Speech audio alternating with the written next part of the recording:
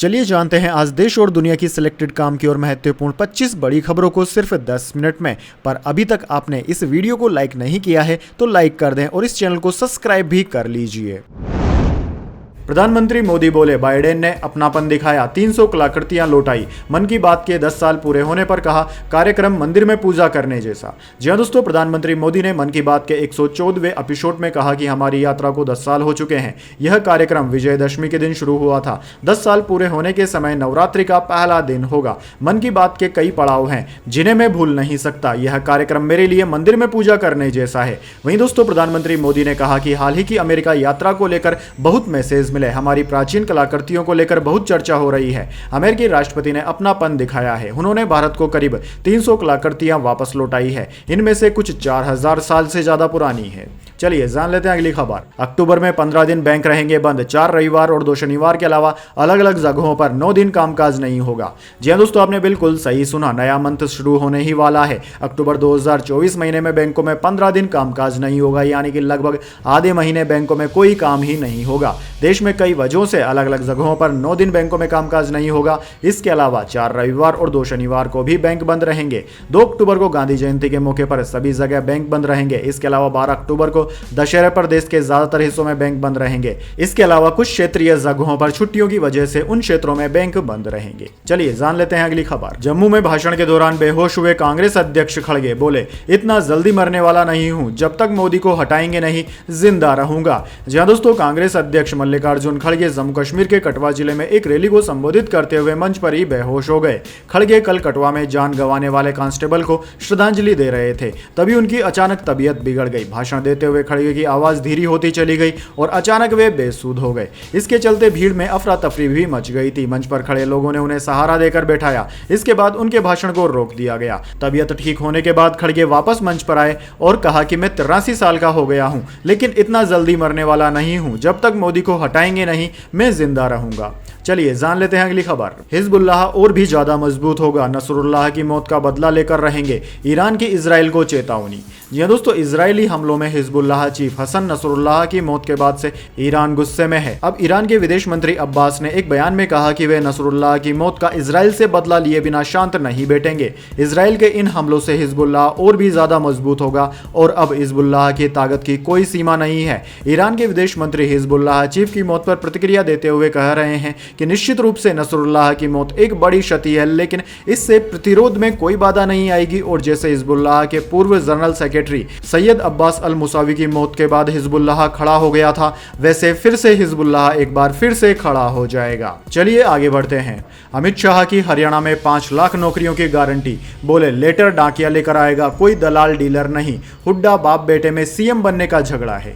जी हां दोस्तों, हरियाणा चुनाव को लेकर केंद्रीय गृह मंत्री ने रविवार को 3 रैलियां की। गुरुग्राम के बाद शाहपुर से शुरुआत कर उन्होंने महेंद्रगढ़ के नांगल चौधरी और करनाल के इंद्री में दौरे को खत्म किया। दोस्तों, इन तीनों रैलियों में शाह ने कहा कि राहुल गांधी अयोध्या में राम मंदिर निर्माण का विरोध कर रहे हैं। वह चुनाव की हार जीत को रामलल्ला के अपमान से जोड़ रहे हैं। राहुल गांधी अग्निवीर स्कीम को लेकर झूठ फैला रहे हैं। यह स्कीम सेना को जवान रखने के लिए बनाई गई है। मैं हरियाणा और भारत सरकार की तरफ से गारंटी देता हूं कि हर अग्निवीर को पेंशन वाली नौकरी दी जाएगी। चलिए दोस्तों जान लेते हैं अगली खबर। सरकार ने गैर बासमती चावल के निर्यात को दी मंजूरी। सोयाबीन, सूरजमुखी और मूंगफली के किसानों को भी बड़ी राहत। जी हां दोस्तों, केंद्र की नरेंद्र मोदी सरकार ने गैर बासमती चावल के निर्यात को खोलने और न्यूनतम निर्यात मूल्य के निर्धारण को मंजूरी दे दी है। गैर बासमती सफेद चावल पर $490 प्रति टन का न्यूनतम निर्यात मूल्य तय किया गया है। ब्राउन और परबाइल्ड चावल पर शुल्क 20% से घटाकर 10% भी कर दिया गया है। वहीं दोस्तों, चावल उत्पादक किसानों के आर्थिक सुदृढ़ीकरण की दिशा में केंद्र सरकार का इसे बड़ा कदम बताया जा रहा है। किसान अब न्यूनतम निर्धारित मूल्य से अधिक कीमत पर ही अपनी उपज को निर्यात करेंगे। चलिए जान लेते हैं अगली खबर। दिल्ली में कार ने कांस्टेबल को 10 मीटर तक घसीटा, मौत हुई। स्पीड कम करने को कहा था, इसी बात पर टक्कर मारी। 4 दिन में दूसरी घटना। जी हां दोस्तों, दिल्ली के नांगलाई इलाके में रोड रेज की एक घटना में पुलिस कांस्टेबल की मौत हो गई। घटना वीना एनक्लेव के पास 28-29 सितंबर की देर रात करीब 2:15 बजे हुई, जब ऑन ड्यूटी कांस्टेबल अपनी बाइक नांगलाई पुलिस स्टेशन से रेलवे रोड की ओर जा रहे थे। दिल्ली पुलिस के मुताबिक 30 साल के कांस्टेबल संदीप सिविल ड्रेस में थे। उन्होंने तेज रफ्तार में एक कार को जाते देखा। ड्राइवर लापरवाही से गाड़ी चला रहा था। कांस्टेबल संदीप ने उसे रोका और स्पीड कम करने को कहा। इसी बात पर कार ड्राइवर ने अचानक अपनी स्पीड बढ़ा दी और कांस्टेबल की बाइक को पीछे से टक्कर मार दी। फिर कांस्टेबल को बाइक सहित सड़क पर करीब 10 मीटर तक घसीटा। फिर कार दूसरी कार से टकरा गई। घटना के बाद आरोपी फरार हो गया। चलिए जान लेते हैं अगली खबर। T20 वर्ल्ड कप के लिए टीम इंडिया यूएई हुई रवाना। हरमनप्रीत कौर बोली, हम चैंपियन बनेंगे। जी हां दोस्तों, महिला T20 वर्ल्ड कप 2024 की मेजबानी संयुक्त अरब अमीरात यूएई कर रहा है। इस टूर्नामेंट का आगाज 3 अक्टूबर से हो रहा है। दरअसल दोस्तों, भारतीय महिला क्रिकेट टीम संयुक्त अरब अमीरात के लिए रवाना हो चुकी है। बीसीसीआई ने अपने आधिकारिक सोशल मीडिया हैंडल से फोटो शेयर किया। इस फोटो में भारतीय कप्तान हरमनप्रीत कौर के अलावा स्मृति मंदाना, शेफाली वर्मा, जेमिमा रोड्रिक्स समेत कोचिंग स्टाफ के सदस्य नजर आ रहे हैं। दोस्तों, इससे पहले टीम इंडिया की कप्तान हरमनप्रीत कौर ने मुंबई में प्रेस कॉन्फ्रेंस में सवालों के जवाब भी दिए थे। चलिए जान लेते हैं अगली खबर। हरियाणा में असम सीएम बोले, हमें डॉक्टर इंजीनियर चाहिए, मुल्ला नहीं। देश से एक एक बाबर को धक्का देकर निकालेंगे। 600 मदरसे बंद किए, बाकी भी करूंगा। यह दोस्तों, हरियाणा विधानसभा चुनाव के बीच आज सोनीपत पहुंचे असम के मुख्यमंत्री हिमंत बिस्व शर्मा ने कहा कि कांग्रेस ने देश के कोने कोने में छोटे मोटे बाबर पाल रखे हैं। हमें ऐसा करना है जैसा अयोध्या में बाबर राज खत्म हुआ, राम राज शुरू हुआ। इस देश में अभी भी छोटे मोटे बाबर घूम रहे हैं। सबको धक्का देकर हमें इस देश से निकालना है। चलिए दोस्तों, जान लेते हैं इसके बाद अगली बड़ी खबर। महबूबा मुफ्ती ने हिजबुल्लाह चीफ को शहीद बताया। बोली, हम लेबनान और फिलिस्तीन के साथ उनके समर्थन में रविवार को प्रचार नहीं करूंगी। जी दोस्तों, पीडीपी प्रमुख महबूबा मुफ्ती ने हिजबुल्लाह चीफ हसन नसरुल्लाह की मौत पर दुख जताया है। शनिवार 28 सितंबर को एक्स पर अपनी पोस्ट में महबूबा ने कहा कि लेबनान और गाजा के शहीदों, खासतौर से हसन नसरुल्लाह के समर्थन में रविवार को चुनावी दौरा रद्द कर रही हूं। उन्होंने कहा कि इस गहरे दुख और विद्रोह की घड़ी में हम फिलिस्तीन और लेबनान के लोगों के साथ खड़े हैं। उधर दोस्तों, नसरुल्लाह के समर्थन में जम्मू कश्मीर के बड़गांव में लोगों ने रैली भी निकाली। दरअसल दोस्तों, 27 सितंबर की रात करीब 9:30 बजे इजराइल ने लेबनान की राजधानी बैरूत में हवाई हमले किए, जिसमें नसरुल्लाह की मौत हो गई थी। चलिए जान लेते हैं अगली खबर। योगी आदित्यनाथ बोले, जीरो टॉलरेंस नीति से अपराधियों और आकाओं को परेशानी। गोरखपुर में कहा, बेहतरीन माहौल में ही निवेश आता है। पेप्सिको की फ्रेंचाइजी का उद्घाटन करने पहुंचे थे। जी दोस्तों, मुख्यमंत्री योगी आदित्यनाथ ने कहा कि सुरक्षा के बेहतरीन माहौल में ही निवेश आता है। जब व्यक्ति ही सुरक्षित नहीं रहेगा तो उसकी पूंजी कैसे सुरक्षित रह पाएगी। अपराध और अपराधियों के प्रति जीरो टॉलरेंस की नीति से उन लोगों और उनके आकाओं को परेशानी होती है जिनके लिए अपराध ही पेशा था, जो अपराध करने को ही अपना बड़प्पन मानते थे। सरकार कानून व्यवस्था को लेकर जीरो टॉलरेंस की नीति पर चल रही है, क्योंकि इससे ही वर्तमान सुरक्षित रहेगा और बेहतर भविष्य के लिए वर्तमान का सुरक्षित रहना आवश्यक है। वैसे दोस्तों, कमेंट करके बताइए, क्या आपको लगता है योगी आदित्यनाथ के इस तरह के फैसलों से यूपी में अपराध का प्रतिशत गिरा है?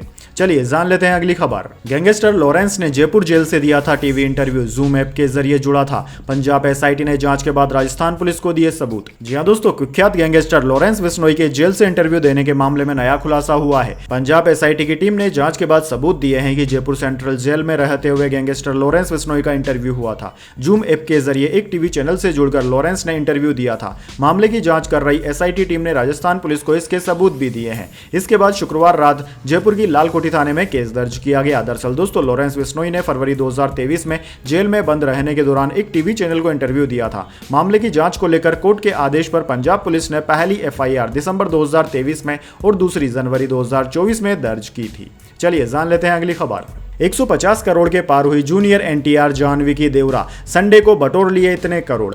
जी दोस्तों, तेलुगु सुपरस्टार जूनियर एनटीआर की फिल्म देवरा बॉक्स ऑफिस पर खूब कहर बरपा रही है। फिल्म ने 2 दिन में ही इंडियन बॉक्स ऑफिस के साथ ही वर्ल्ड वाइड भी अपना डंका बजा दिया है। दरअसल दोस्तों, फिल्म तीसरे दिन यानी कि संडे को भी ताबड़तोड़ कमाई करने में जुटी हुई है। जूनियर एनटीआर, जाह्नवी कपूर और सैफ अली खान की फिल्म देवरा दर्शकों का दिल जीतने में कामयाब रही। 27 सितंबर को रिलीज हुई देवरा ने 145 करोड़ रुपए की वर्ल्ड वाइड ओपनिंग ली थी। वहीं इंडिया में भी ओपनिंग के मामले में कई बड़ी फिल्मों को देवरा ने धूल चटा दी है। दोस्तों, दूसरे दिन भी बॉक्स ऑफिस पर फिल्म का कहर देखने को मिला, वहीं तीसरे दिन भी इसकी तगड़ी कमाई जारी है। चलिए जान लेते हैं अगली खबर। इजरायली बमबारी के बीच लेबनान में पलायन शुरू, डर के माहौल में 1 लाख लोगों ने छोड़ा अपना घर। जी हां दोस्तों, हिजबुल्लाह के चीफ हसन नसरुल्लाह की मौत के बाद पूरे लेबनान में डर का माहौल है। बैरूत में हिजबुल्लाह के हेडक्वार्टर पर इजरायली बमबारी से मिडिल ईस्ट में तनाव और बढ़ गया है। इस संघर्ष में ईरान और अमेरिका के शामिल होने की संभावनाएं लगाई जा रही है, जबकि इजरायल लेबनान की राजधानी बैरूत और अन्य इलाकों में हिजबुल्लाह के ठिकानों पर बमबारी कर रहा है। दोस्तों, जैसा कि आपको पता है, हिजबुल्लाह ने नसरुल्लाह की मौत के के बाद से ही इजराइल के खिलाफ युद्ध का ऐलान कर दिया है। युद्ध के बीच पिछले 3 दिन के दौरान 1 लाख से ज्यादा लोग लेबनान सीरियाई बॉर्डर को पार कर चुके हैं। चलिए जान लेते हैं इसके बाद अगली खबर। राहुल गांधी का विदेश मंत्री को लेटर, कहा 37 तमिल मछुआरों की श्रीलंका से रिहाई करवाएं। सीएम स्टालिन ने भी यही मांग प्रधानमंत्री मोदी से की थी। जी हां दोस्तों, राहुल गांधी ने शुक्रवार को विदेश मंत्री एस जयशंकर को लेटर लिखकर श्रीलंका में बंद तमिल मछुआरों की रिहाई की मांग की है। राहुल गांधी ने कहा है कि मछुआरों की रिहाई कराने और जब्त की गई नावों को छुड़ाने के लिए श्रीलंका के अफसरों से बात करें। इससे पहले 27 सितंबर को तमिलनाडु के मुख्यमंत्री एम.के. स्टालिन ने भी प्रधानमंत्री मोदी से मुलाकात करके मछुआरों की गिरफ्तारी का मुद्दा उठाया था। उन्होंने मछुआरों को जल्द रिहा करवाने की मांग की थी। दरअसल दोस्तों आपको बता दें, 21 सितंबर 2024 को श्रीलंकाई नेवी अफसरों ने 37 तमिल मछुआरों को गिरफ्तार कर लिया था, साथ ही उनकी नौकाओं को भी जब्त कर लिया था।